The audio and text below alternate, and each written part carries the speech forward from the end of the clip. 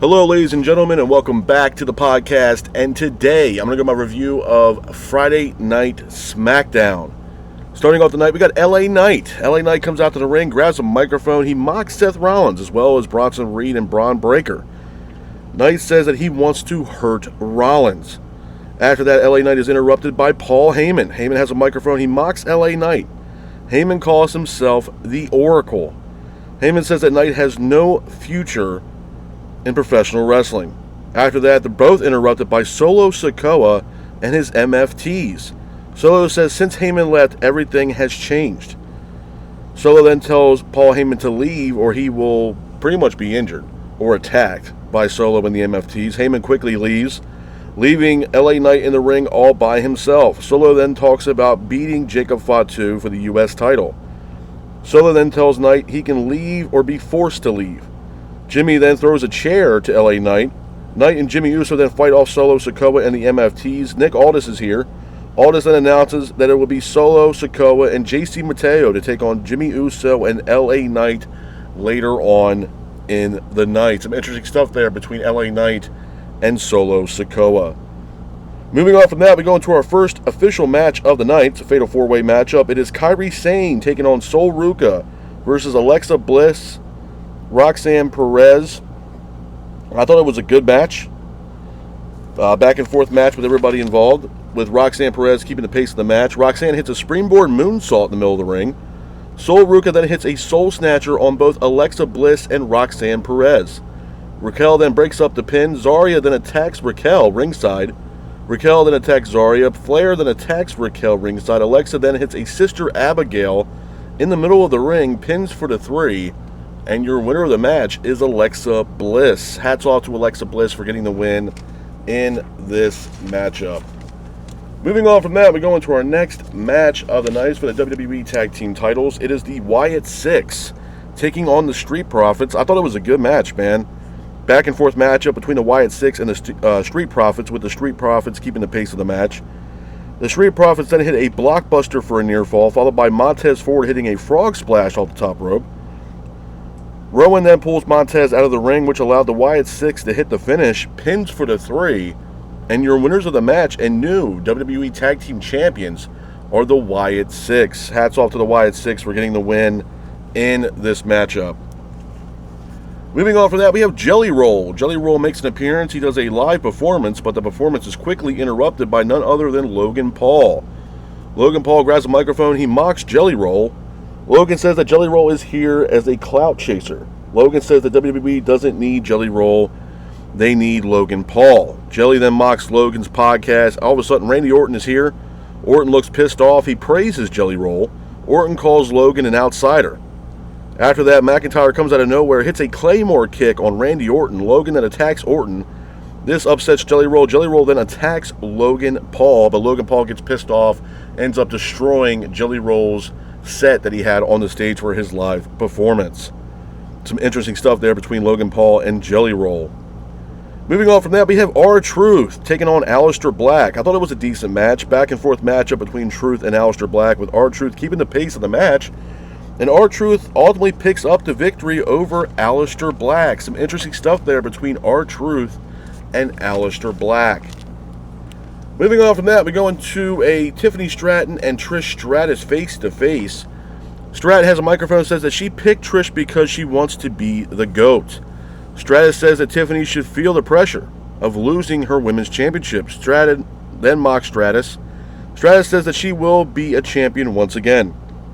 After that, they're both interrupted by Naomi, but Naomi is quickly attacked by Jade Cargill. Moving on from that, we go into our next match of the night. Is the main event of Friday Night Smackdown. It is LA Knight teaming up with Jimmy Uso to take on JC Mateo and Solo Sikoa. The match itself, I thought it was a good match. Back and forth matchup between both teams, with LA Knight and Jimmy Uso keeping the pace of the match. Paul Heyman is here. He stares down LA Knight. Tala Tonga comes out of nowhere, attacks LA Knight. Jimmy Uso, though, hits a roll-up, pins for the 3, and your winners of the match are LA Knight and Jimmy Uso. After the match, Knight then hits a BFT on Solo in the middle of the ring, followed by Breaker hitting a spear on LA Knight out of nowhere. Reed then goes to the top rope, hits a tsunami on LA Knight. pretty much sending a message to LA Knight from Seth Rollins.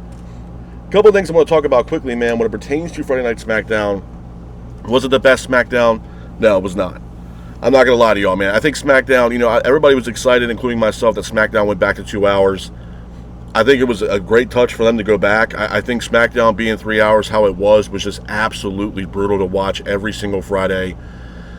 The storylines weren't there. The storylines were actually very lackadaisical, to be honest with you. It just really wasn't a lot of intrigue into the 3-hour SmackDowns. And I feel like they were trying to do this to kind of fit everybody they can on the 3-hour SmackDowns week in and week out. And I think it lacked storylines, to be honest with you. I mean, for what it's worth, even, and the other things too, I mean, like I said, it wasn't a bad show. I mean, for what it's worth, man, the shit that Paul Heyman is doing, and I will preach Paul Heyman to the end of time, what he has done in professional wrestling and what he's done with WWE, specifically the Bloodline and stuff like that, I mean, for the people out there that are still, like, pissed off with the whole Bloodline situation, I made this abundantly clear, man. This shit with the Bloodline gets better over time. It's like a fine wine. And, obviously War Games is coming up. Obviously Jacob Fatu is looking to, add members to his stable, if you will, to go up against Solo Sikoa and the MFTs, if you will. I mean, right now I could see, Jimmy aligning himself up with Jacob Fatu, possibly, Jay. You also have Roman Reigns. I don't know if you put LA Knight into that mix or not. I think LA Knight's going to have his sights set on Seth Rollins. I mean, I would honestly bring in someone like, if we're gonna do Jacob, Jimmy, Jay, Roman, I bring in someone like Zilla Fatu. And I mentioned this last week. I think Zilla Fatu would be a great addition to the WWE main roster, obviously, but I think he'd be a great addition to the storyline here between Jacob Fatu and Solo Sikoa, especially leading into this year's War Games. I'm all for it. I think that's probably, if not the best thing going right now on SmackDown. We haven't seen John Cena in a little while. Obviously, they're really picking the dates that he has left to have really showcase him on SmackDown. So he wasn't obviously there for Friday Night SmackDown this past Friday. And we saw Jelly Roll. I mean, Jelly Roll, obviously, everybody knew he was going to be there. They were live from Nashville, Tennessee at the Bridgestone Arena, if I'm not mistaken. We had that live performance. I think for me personally, and this goes back to what I said when Raw debuted on Netflix. The celebrity aspect of professional wrestling at this point, whether it be both Raw or if not SmackDown, it's a lot. It really is a lot. And I think for me personally as a fan with Jelly Roll, I understand that he's a fan of professional wrestling. I mean, that's pretty evident at this point. And he's a great artist. You know what I mean? Obviously, he's doing great things over in the country music side of things, and he's doing great. I don't have any personal issues or anything else like that with Jelly Roll. I think my issue, though, with Jelly, as far as him being on WWE, is the fact that it takes away time and TV time from other talent that are desperately seeking that TV time or some kind of main event spot. But I get why they did it. I mean, like I said, man, at the end of the day, it's a business, and they know they're going to get eyeballs on the product if they bring in someone like Jelly Roll or a different celebrity or an athlete a part of some match. I mean, look what they did with Travis Scott. Look what they did with, The Rock. Even though The Rock has wrestled for WWE. I mean, it's the starlight of what they bring into these events. And obviously, do I think Jelly Roll will be a part of this year's SummerSlam? I can see it. I mean, it's already being hosted by Cardi B as it is. So, I mean, it's a 2-night event. For the first time ever for SummerSlam, it's going to be 2 nights. So, obviously, it's going to be a loaded show. I think my issue, like I said, is, I don't see why they brought in Jelly. I mean, I get the business aspect of it, but at the end of the day, it takes away TV time from a wrestler that's desperately trying to get TV time that hasn't got it, or a predominant storyline. So I think that was my main issue with all this. I don't know how, I can see a tag team match up here between Jelly and Roman versus Logan Paul and Drew McIntyre. I can see that possibly taking place at this year's SummerSlam. And my thing is, when people were saying, well, why is it taking away TV time from other wrestlers? I mean, if you look at Carmelo Hayes, bro, where the hell is he at? You know what I mean? Like, we have not seen Carmelo Hayes on TV for quite some time, and this guy was like the first draft pick on the main roster to come over from NXT, and this guy is like sitting back and catering, waiting patiently and desperately to have TV time. So, like, that's my whole definition of that, as far as Jelly Roll taking TV time away from another superstar that's patiently waiting to have the TV time. So we'll see how it is. I mean, I think Logan Paul, and what he's done so far. I mean, obviously, there's a lot of people out there that just does not like Logan Paul. I thought it was funny with some of the comments that he made in that segment that he had with Jelly, as far as, he's a lifer for WWE, and he acts like he's been around for so fucking long. I think it's hilarious. But I get it, man. It's a business. At the end of the day, you're going to bring in someone that brings in Starlight into the business and bring eyeballs to the product. And like I said, Friday Night SmackDown was in Nashville, Tennessee, I think at the Bridgestone Arena. This is Jelly Roll's hometown, so obviously a lot of people are going to be invested on what's going on, specifically on the fact that Jelly Roll was going to be there live.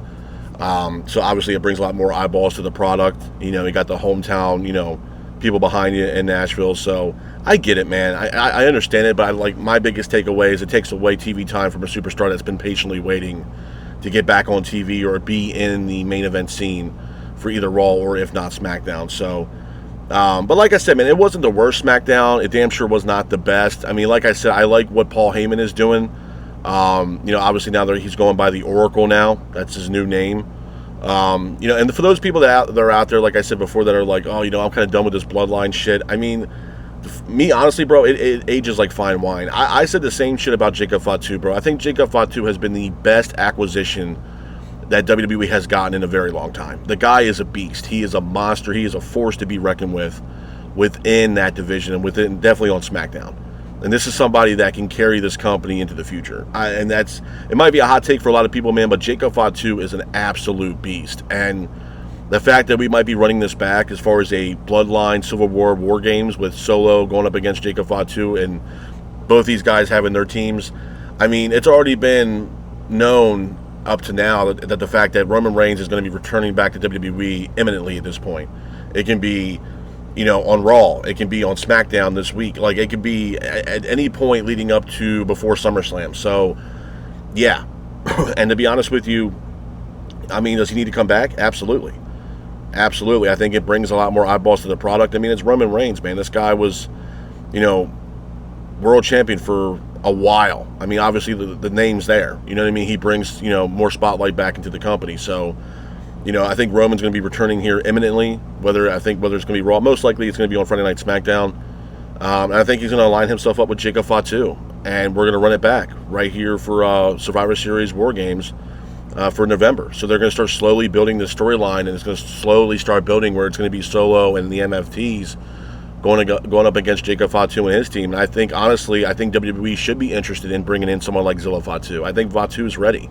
I think Zilla can go. I think Zilla can be on the main roster. I think he'd be a great addition as well, just like Jacob Fatu was, and it'd be a great addition to that team with him teaming up possibly with Jacob Fatu. I think it'd be great.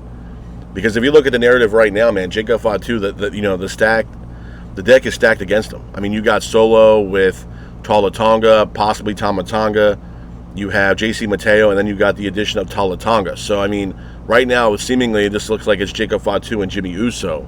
We still need another 3 guys on Jacob Fatu's team to make it 5-on-5 for War Games. So, like I said, it could be Jimmy, it could be Roman, and then maybe the wild card might be Zilla Fatu. And if it is, it'd be great. I think it'd be a great way to bring him in and bring him into the fold of WWE. But Paul Heyman knows what he's doing, and I think Paul Heyman is the guy that's behind this shit. Paul Heyman, he's got a great mind for the business, man. People might love him or hate him, but he's got a really good mind for the business, and you got to respect that.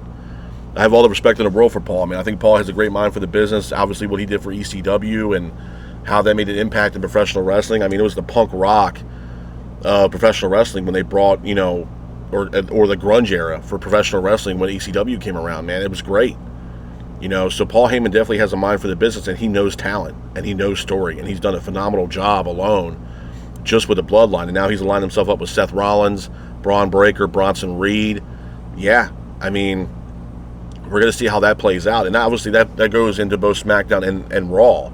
You know what I mean? Because you see Paul Heyman on SmackDown with, Braun Breaker being there and hitting a spear on LA Knight. So, and obviously that's setting up the storyline between LA Knight and Seth Rollins. But I think it was great, man. I think it was that was probably one of the best parts of the night, honestly, was the main event between LA Knight, Jimmy Uso taking on Solo Sikoa and JC Mateo.